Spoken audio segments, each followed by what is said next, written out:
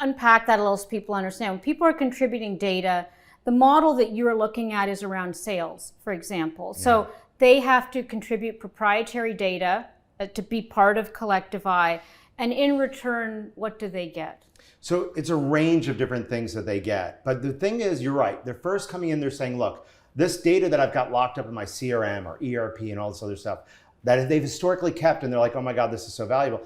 Today it's not, because you can't really unlock value. And my example always is, you've heard for years people say things like oil, data is the new oil.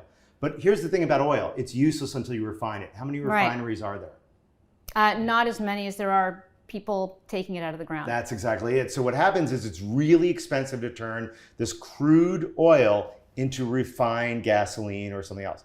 And that's what you see emerging with all these AI properties. So in our world, we look and say companies have never known what their revenue is. It's crazy to believe in 2023, salespeople make a prediction of what they think they will do. And thank God they are unbiased. They have no desire to keep their job. They're just trying to give you perfect information. We look and say, on a daily basis, the world is constantly in change. And deep learning loves change. It embraces complexity and embraces change. So what if I could tell you the day something changed in one of your important deals? The exact moment. So you could go in there and solve it before it happens. What if I could tell you that that person who keeps saying, we're going to get this deal, is not truthful? It changes the way you operate, because once you start getting reliability about your revenue, you can start doing things that you never dreamed of, like produce a product before it's been bought, because you have such certainty it's going to happen and where it's going to be needed that you can have it ready for them the day they buy. And it seems like it's same day shipping, even though you had it managed it for 3 weeks. That can change margins and entire business models. It also means you're not playing this game of should I hire or fire. We went through the pandemic.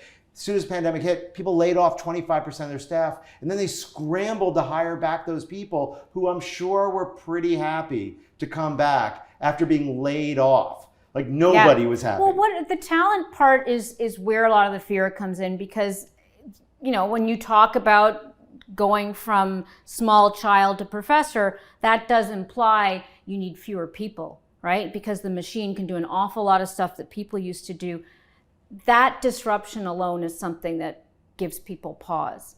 I'm not going to suddenly, let's say I'm a leader at any level. What is your advice how do we embrace AI without disrupting ourselves? Because that is, you don't want the business model to get to the point where you can't get your arms around what it is. I think that fear is the leadership failure that we're seeing today in most companies.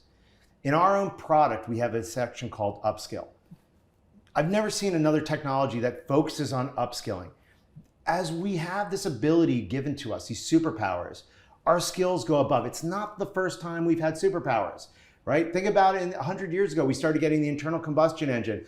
I can't run 55 miles an hour. I can't fly across country, but we started getting these superpowers that allowed us to do things that very few people could have done before, which is make the journey out west. Right. We did well. Embrace that. And you'll find that there's new skills that we've needed. In no historical revolution did we have less jobs than before. They just shifted to new jobs, and they were better jobs. I don't want to be a coal miner. I don't want to be a truck driver. I want to have jobs that make us more and do greater things. I think that's what this enables.